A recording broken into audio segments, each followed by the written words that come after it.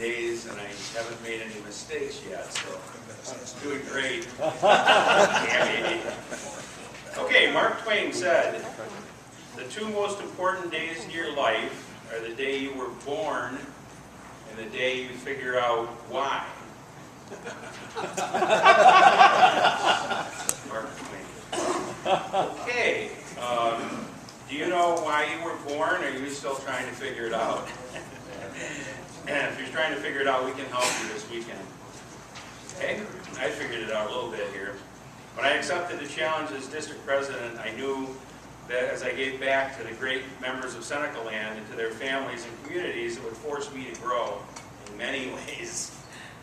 I have administrative strengths to share, like my ideas, my creativity, my vision, problem-solving skill, ability to see the big picture, organization skills, planning, intelligence, ability to connect and cross-reference information, follow through, goal orientation, and I welcome change in the future.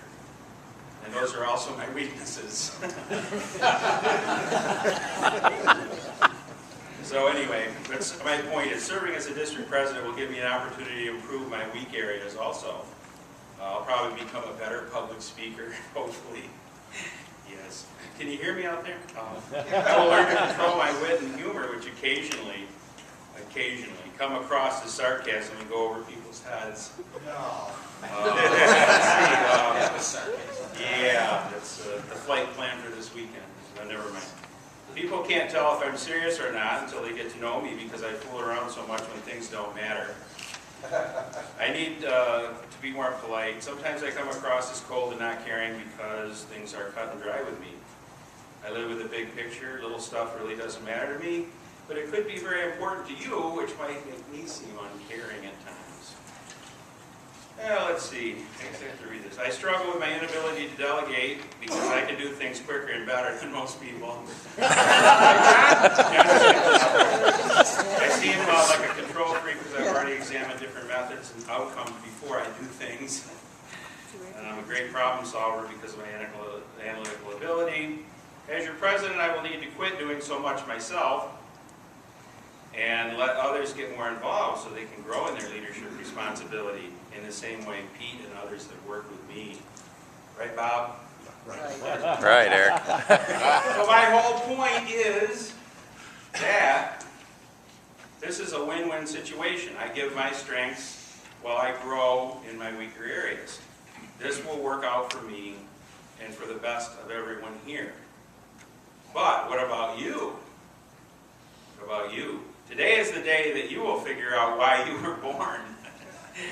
And that should be a great thing because you're surrounded by others that are here to grow and a great faculty to support you while you step out of your routine.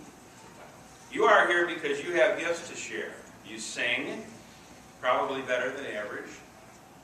Well, most of you. You have leadership potential that you are not using to the full capacity. Right, Bob? That's right. And you would be on the faculty. See? Yeah, right. And you have made an investment of your time with the hope of exchanging the investment for some personal growth. Good for you. As an outcome of this weekend, we both need to identify your potential and strengths as a future leader in the organization so we can be sure you're in the right track to give your greatest gifts and to grow to your maximum abilities. We want to make sure that you are in the right place at the right time to grow and get nurtured so you can give and grow for yourself and for your chapter and for the district. This is a win-win-win. You grow, your chapter grows, your district grows. Which brings up something I will steal from Dick Powell's value proposition. He sent me a copy in the mail, or in the email I looked at. Being a true servant leader will enrich your lives and the lives of others. That's pretty good. Using your talent to help others be fulfilled builds lasting relationships and a sense of well-being that is hard to beat. Leaving your chapter with a legacy of leadership guarantees the chance to sing barbershop in future generations. Those are just three of the things. They're pretty good stuff. He's talking about being a servant and growing, being a better person. So let's go out and own this SLDLA. I don't know how to pronounce that. And allow it to make a difference in our lives and impact the health of our chapter and district. Be a little dyslexic. Here's the stuff I got to introduce Joel. He's not here. That's Joel on the right there. Okay. So I'm sitting at the computer. I'm looking up things for Leadership Academy, and I need a speaker, a keynote speaker. I called a whole bunch of people, really expensive people. One guy wanted $80,000, and I said, well, it was one of the guys Pete mentioned last year from Boston, Xander. I actually called him, and he's like, whoa. But anyway, so I'm sitting at the computer, I'm looking around, I'm typing in, leadership guys, and I put barbershop with it.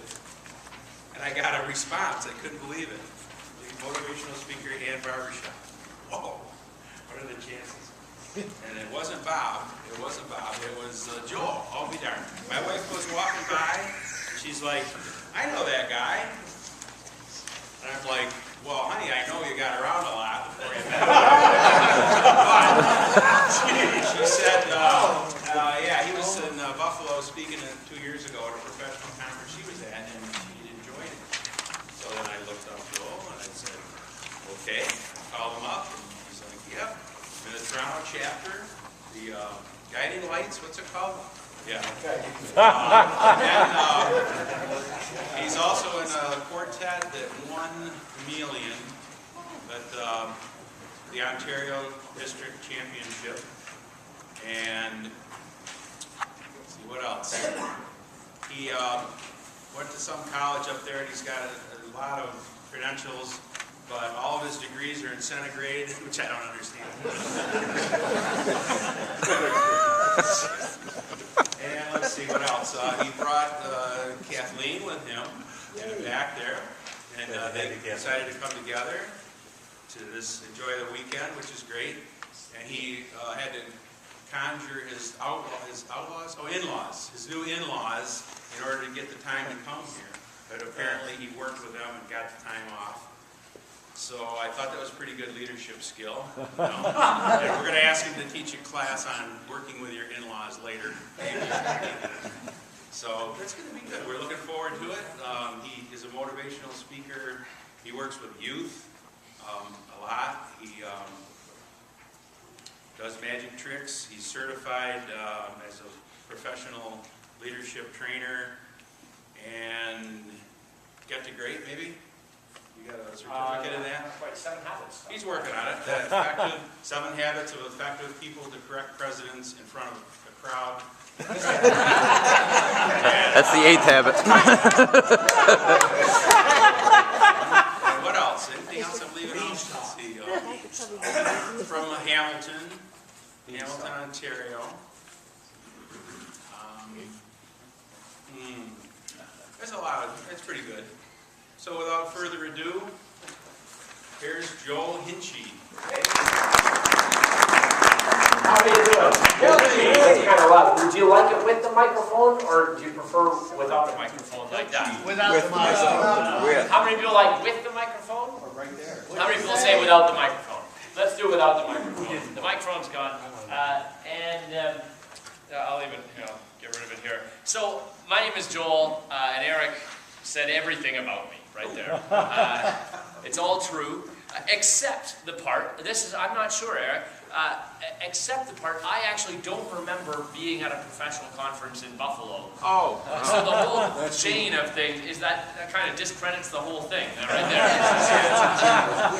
So that's not to say that. So you're calling my wife a liar, Joel? Okay then. I was going to refer to the getting around a lot part. I'll just walk away from that one. Good choice. It's great to be here. My name is Joel, and I thought we could have some fun mostly tonight. We can talk about a a few different ideas, but I brought some kind of little silly toys and things. I like, Eric mentioned that I do a few magic tricks. Would you like a magic trick to start off? Sure. I like magic tricks to start off.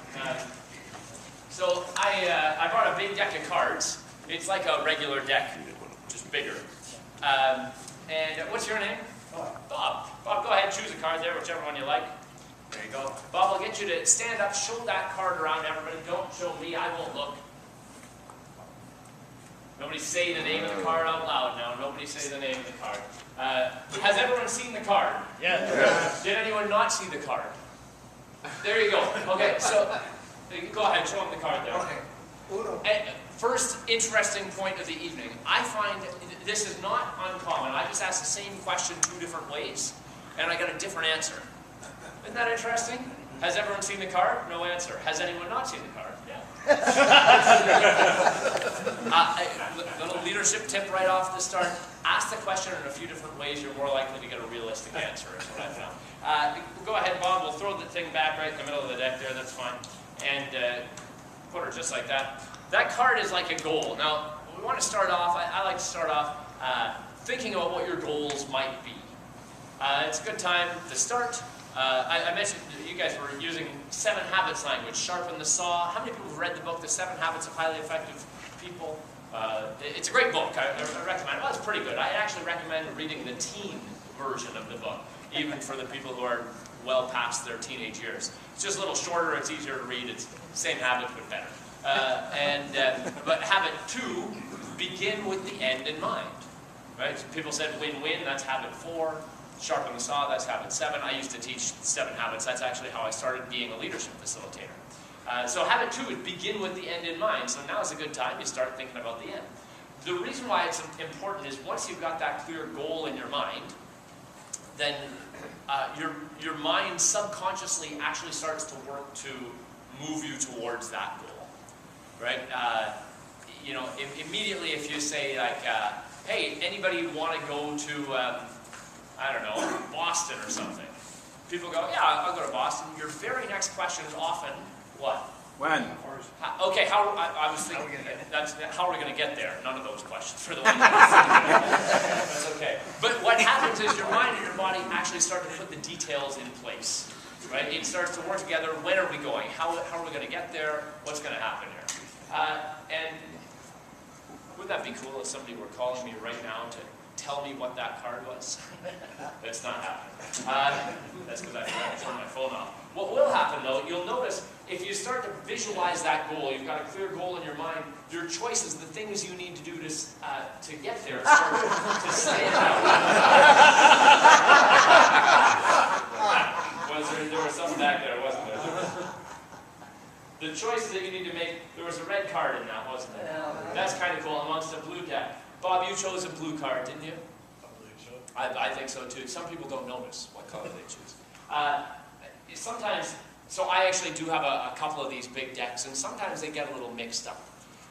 But wouldn't it be weird if the one card that Bob happened to choose happened to be the same as the red card that was in the deck already? The Queen of Spades. Is that your card, Bob? Now, magicians do this to generate applause.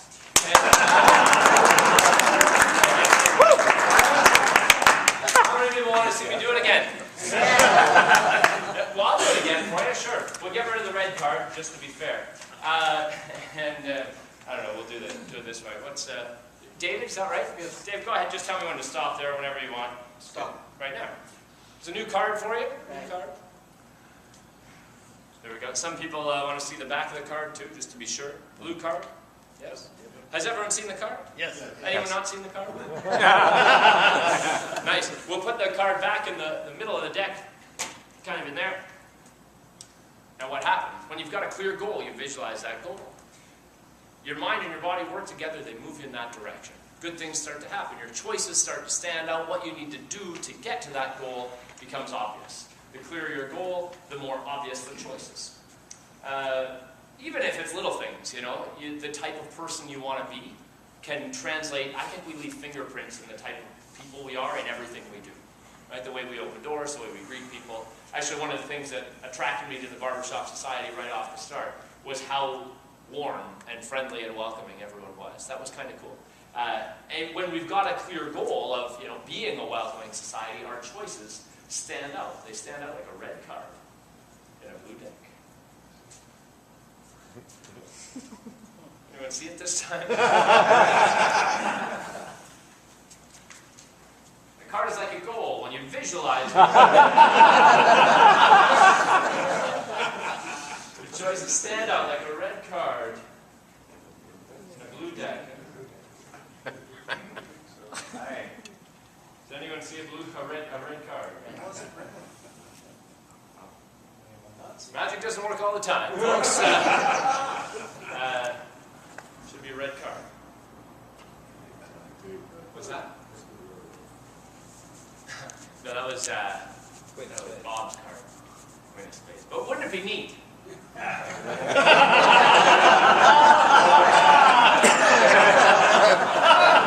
David, what was your card? King of Hearts. The King of Hearts.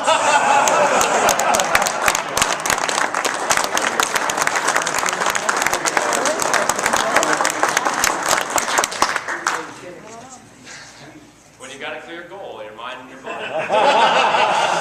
Moving in that direction. Your choices stand out like a red card in a blue deck.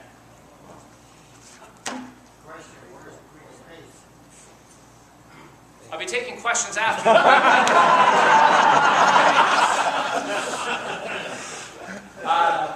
So I thought I'd call this presentation "Making Stuff Happen," for lack of a better title, because that's really what we're trying to do, I guess, in whatever we're doing. We're trying to make something happen often, and that's where my passion is. I keep things pretty interactive.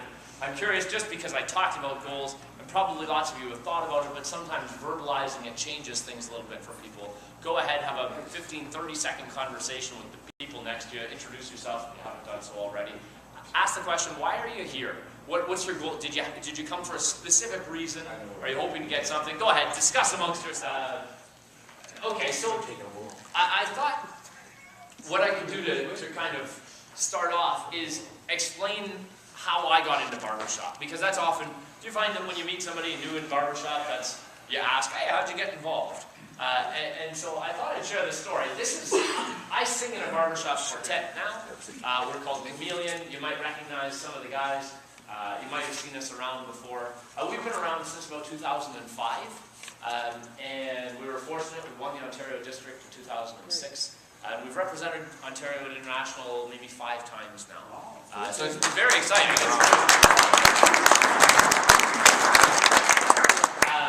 I also am a member of the Toronto Northern Lights, and although admittedly I'm sort of I don't sing with them as much as I'd like to sing with them. My schedule doesn't allow me to, so I go in for all the shows, and basically I go to the contests, and I warm up for the contests and sing in the trips and the shows when I can. But I wish I could actually be a more regular member with them. But I've had some amazing experiences, including the robot thing there that happened at International a few years ago.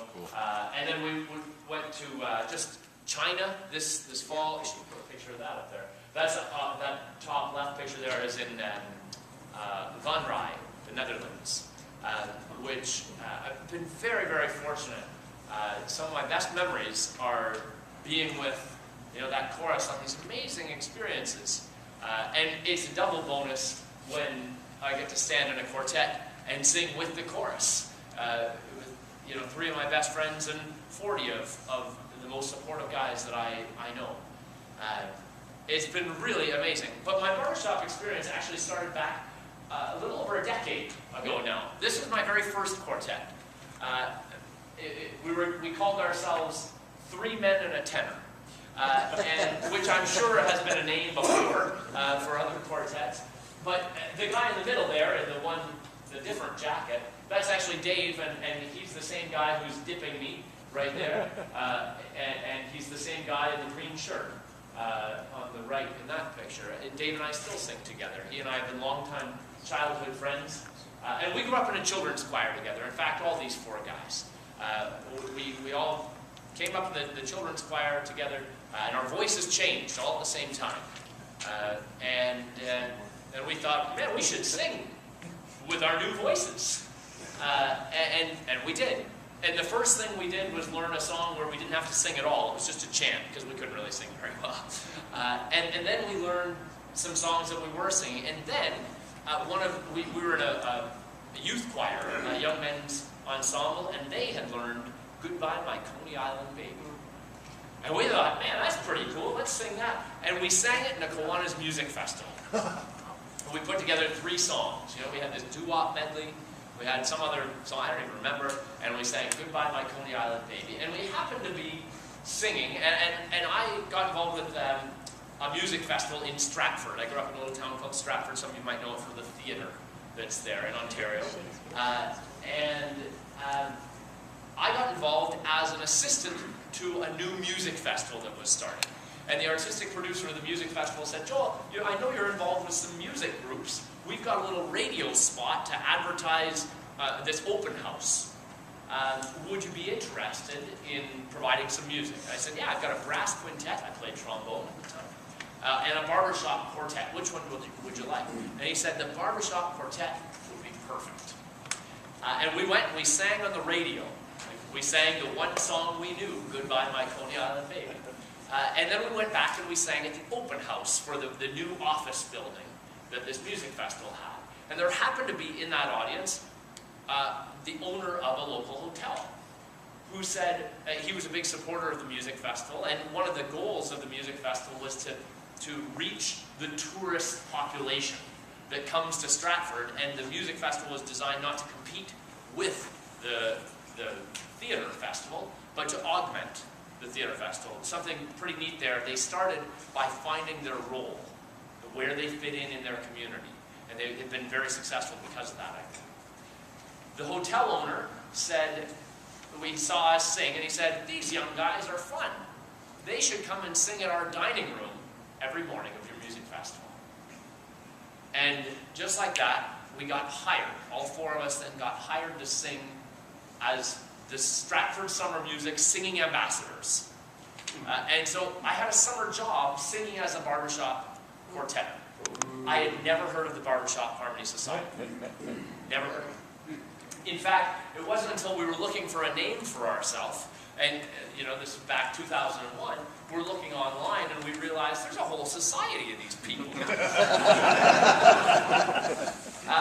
and we found it out, and we had the cool outfits, because it just so happened that we got connected with the Stratford Festival, who had done productions of Music Man, and they gave us access to their cool stage costumes. So we felt pretty slick back then, and walking around, and I just finished high school, and we realized that there's this whole society of people out there. But it wasn't until the end of the summer that we actually met anybody from it. At the end of the summer, we were singing at an event for the Canada Summer Games, something like this. It was a community festival sort of a thing. There was different stages, and we were singing a few tunes. And we saw across the park a group of men standing in coral pink jackets. Dave and I were like, barbershoppers!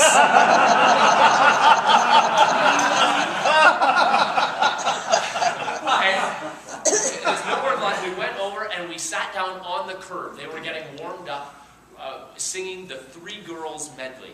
Some of you might have sung it before. And we sat down on the curb and watched them sing this thing. We were blown away. We never they're doing actions with it, all this stuff.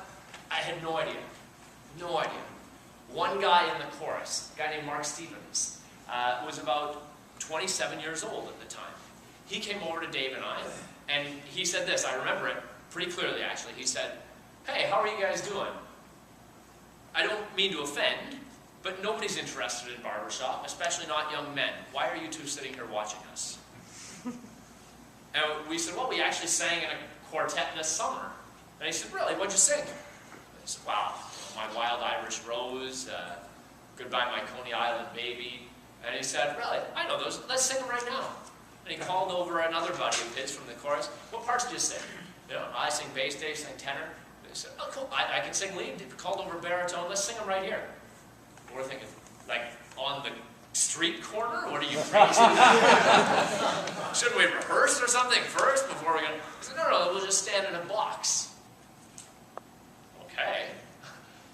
Okay, and we sang through.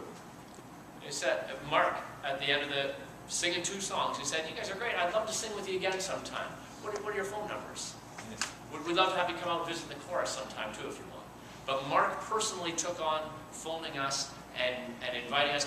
I remember going to his house. He showed us videos of Fred. You know, he's showing us videos of cool stuff, playing us songs. We're singing through stuff. He taught us some tags. I thought, this is pretty neat. I went off to university and didn't join the chorus. Didn't join the London Men of Accord. But Dave did. Dave had another 2 years left in high school. And pretty quickly, Mark and Dave and 2 other guys from the London chorus started a quartet. About a year later, maybe a year and a half later than that, one of the guys backed out and I got pulled in. They called me up and said, hey, would you like to do bass? And so my first real barbershop quartet was a quartet called New Balance. And we sang. I've been singing with Dave ever since. And Mark Stevens was the lead of my first quartet. It's pretty neat to me how that all happened. And then through that, we learned there was a collegiate quartet contest. And we thought, well, that sounds fun. And we found some other young guys, and we actually sang with Jordan, who sings with Jordan Travis, is the assistant director of the Northern Lights. Our first collegiate quartet was with Dave's brother, and Dave and me and Jordan Travis. And eventually, that's almost chameleon. It's just Dave's brother got switched out. It was kind of cool. And so we went to a few different international competitions, and it was more and more buy-in. Every step of the way, it was like, man, this is amazing. This is so cool. This is so fun. This is great. And that's what built the community for me. What's neat to me is that it really started with Mark Stevens. You know, it started with him saying, hey, what are you guys doing? Why are you watching us right now? It's pretty neat. And for me, one of the things I really believe is that little things make a huge difference. Or at least they can. Little things make a huge difference, but you actually have to do them for it to work. Do you believe that? Do you kind of agree with that? Let me try to describe it this way. I juggle a little bit. Has anybody seen juggling before? Probably most of you. You know there's some audience etiquette for juggling. If you see something that blows you away in juggling, proper audience etiquette. Cheers. Give it your all. Clap, hoot, holler, scream. You can do it right now if you want. Sure. No reason clapping. I love that. That's what you do if you see something that blows you away. If, on the other hand, you see something that's kind of like, that's all right. Correct response for juggling? Give it your all. Clap. Third situation, you may at some point see the juggler drop a ball. Or all 3 balls. If that happens, everybody tends to feel a little bit awkward. You know, I work a lot with students. Usually there's some guy in the back who's like, that guy looks like an idiot, right? Adults do it too, actually. And everybody's feeling awkward. The best thing you can do there is the proper etiquette for juggling. Just give it put it all in. You ready for some juggling? Here we go. 1, 2, 3. Thank you!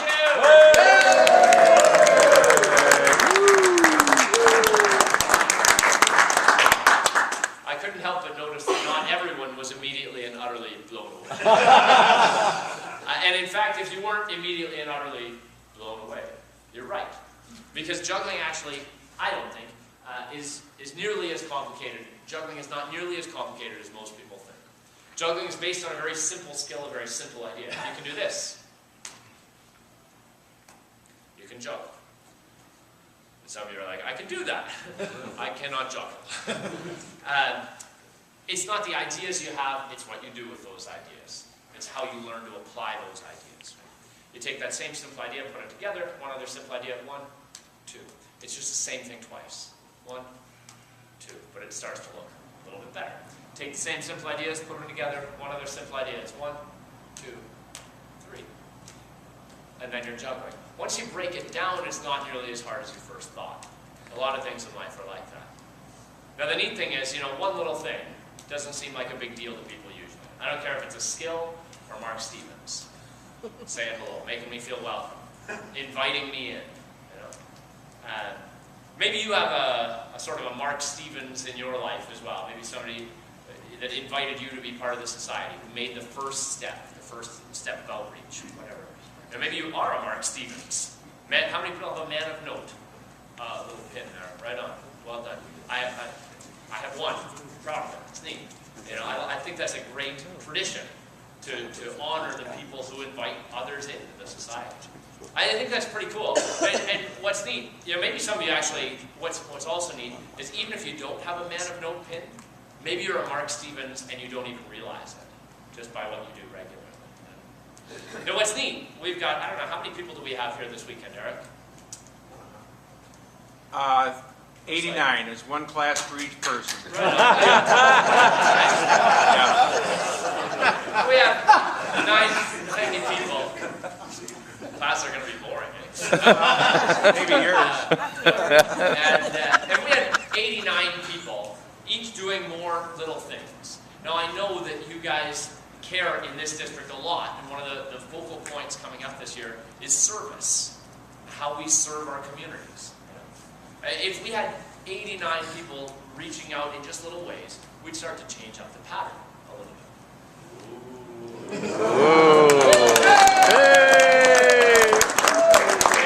the hand work like this. There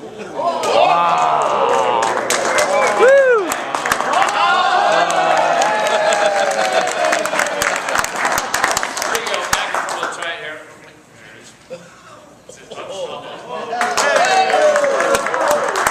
You can do big juggling way up in the sky like that, you know. You can do small juggling or sideways juggling. You can do one-handed juggling or the other way, or no way at all. No way to get the third one going. No way. Machine.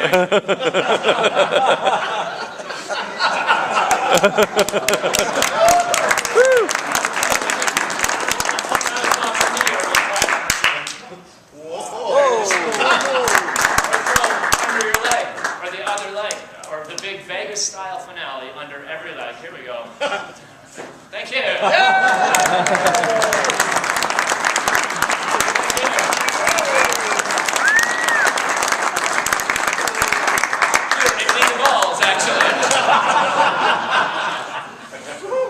It's just something I like to do sometimes. I know I'm being ridiculous. What's the point? The point is this is not that impressive. It's not the ideas you have, it's what you do with those ideas. It's how you apply whatever you're interested in, whatever you're trying to achieve. It's how you carry that out that makes all the difference.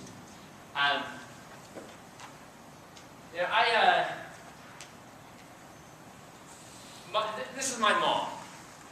I thought I'd tell you about my mom a little bit. My mom, that's not her cat. Interestingly, she's at a friend's house. The cat doesn't look as pleased as my mom. So that's my mom, Donna.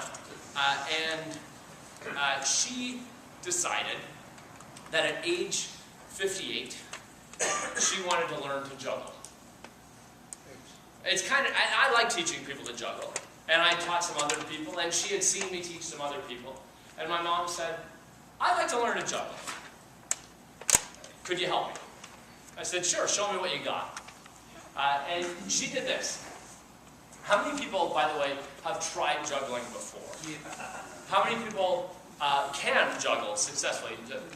Not many. Okay, that's kind of a few people. How many people got as far you could do 2, but you can't do 3? Anybody get to that? That's a really common thing that people say. Can you juggle? They say, well, I can do 2, but I can't do 3. That's what my mom said. And she showed me this. This is the juggling that works with 2. And it makes sense. Why? This is called the throw-pass technique. Throw, pass, throw, pass, throw, pass, right? It works with 3. That was weird. Here it is. It works with 3, but you have to go really fast because you always have 2 in the air. This method is different. And it's simpler. This is the throw technique. Both hands throw. Both hands throw. So the first thing you have to do with people often, if you're teaching them to juggle, you have to help them. You start with 1, just like I showed you, and then you say, do 1, 2, you're not allowed to catch them. As soon as you take people's minds off the catches, they think differently about the throws. It's kind of neat. As soon as you take your mind off one thing, you think totally differently about other things. So if you say, throw 1, 2, you're not allowed to catch them, that's all. People can do that. As soon as you say, can you throw 1, 2, just like that, you can catch them, they'll go 1, 2. It's on autopilot. It's a habit in their body. And that's kind of what happens. I think we do things by design or by default. We have default methods that we kind of revert to. So unless we're actively thinking about it, we're probably going to go back to a default method. That's just the way our brains and bodies seem to work. We like patterns. What's interesting is that this pattern is easier than this pattern. To get to 2, like this, is easier than getting to 2 with the throw pattern. But it's a limiting belief. This is limiting for people. You can go from here, but it's way harder. I think this happens in life as well. I think we bring with us certain skills or certain approaches that are this approach. They've served us pretty well to get us to here, but they don't always serve us well to take us from here. In fact, often they hold us back.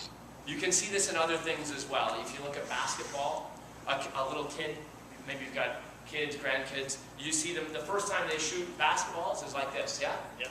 Granny shot, that's what they call it. Yep. When we called it in school, I think that's probably derogatory in some way now, I don't know. But they did it like this, and then they figured out that if they did it like this, they could get more power, yeah? So they shoot it like that.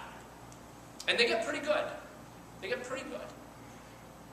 And then they're watching TV or something, you know? And they see the guys on TV, the NBA players, they shoot differently. They shoot, like that. And they think, man, maybe I should give that a try. First time they try it, does their shooting percentage go up or down? Down. Down.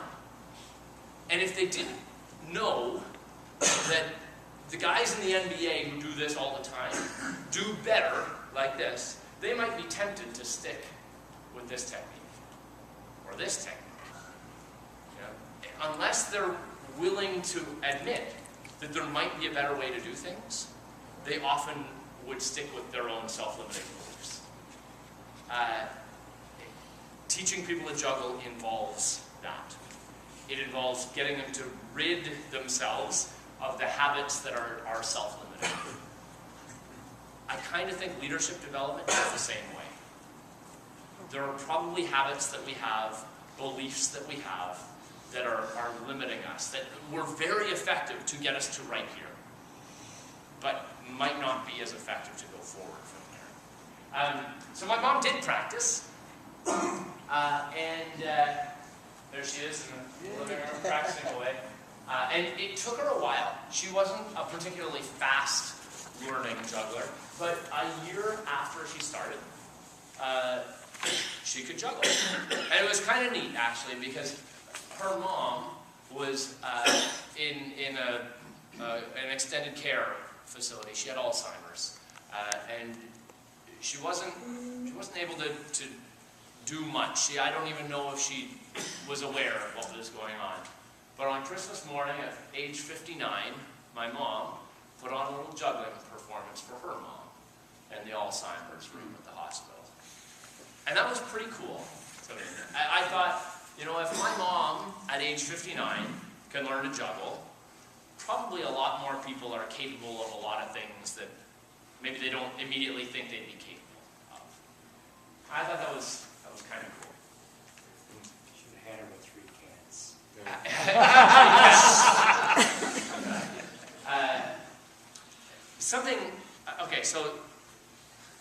Something I wanted to mention today, and it might be useful, and it kind of relates to self-limiting beliefs. I think that probably, I find even now, and probably in your generation as well, in school, students are taught very well to be critical thinkers. They're not taught very well to be creative thinkers. The education system is really biased towards being a critical thinker. There's one answer, and it's in the back, and you don't look at it. Right? Creativity is very different. There's tons of different ways of solving